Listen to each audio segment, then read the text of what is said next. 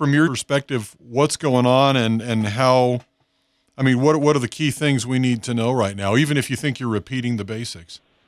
I think from standpoint of just the unprecedented nature of this event, this is something we've never seen before. No one alive has ever experienced something like this this is history in the making. Not sure I really wanted to do this, but I'm pretty sure everybody else feels the same way.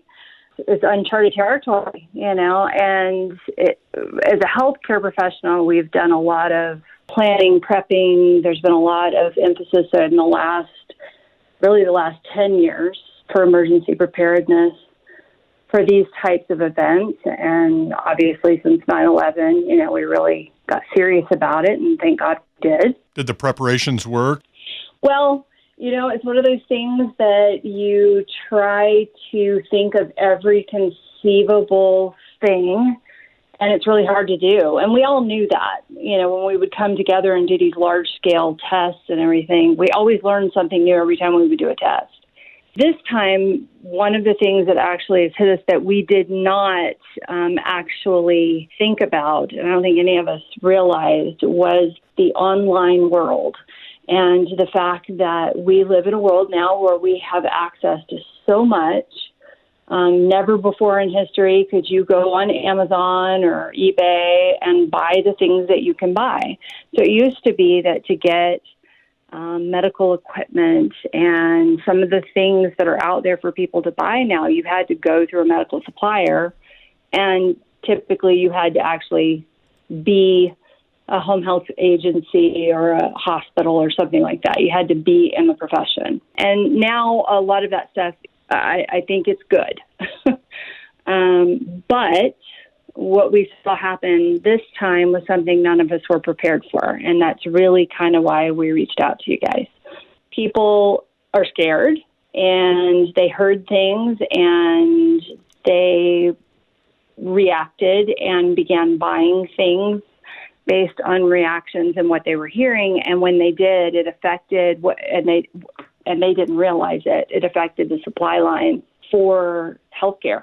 If you talk to anybody, whether it's hospitals, the biggest hospitals, all the way down to our agency, which is a privately owned home health agency, we don't have what we need on the front lines to fight this, to keep the people who don't get to sit at home, that, have to go out and put themselves in harm's way to try to fight this, to keep them safe so that they don't get sick. Because if they're sick, then who takes care of all of us?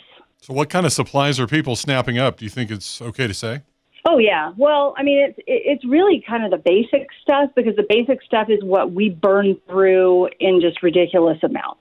So it's gloves. A typical, I'll use home health because that's what I am. So a typical home health nurse, if she goes out and sees a patient, and that patient has 3 or 4 wounds, they may change their gloves in one visit 8 times. So they actually go through 6 or 8 pairs of gloves in one visit. So it's not just one pair of gloves. Every time they change their gloves, they have to use hand sanitizer in between those glove changes. Every time they go into their bag for something, they have to use hand sanitizer. So it's things like that they are doing those things because those are infection control techniques that we're taught to do to keep our patients safe and us safe. The average person doesn't have to do that. Now, right now, yes, people should be being more diligent when you're out and about, but people shouldn't be out and about. So when you see that people have been hoarding hand sanitizer and people have bought up stockpiles of masks, I've heard of people buying surgical gowns and the paper gowns that are protective, and eye protection, and just different things like that. Those are all the things that those of us who have to walk into a home where there is someone who has COVID-19, we need those to keep us safe from getting it so we can keep seeing patients.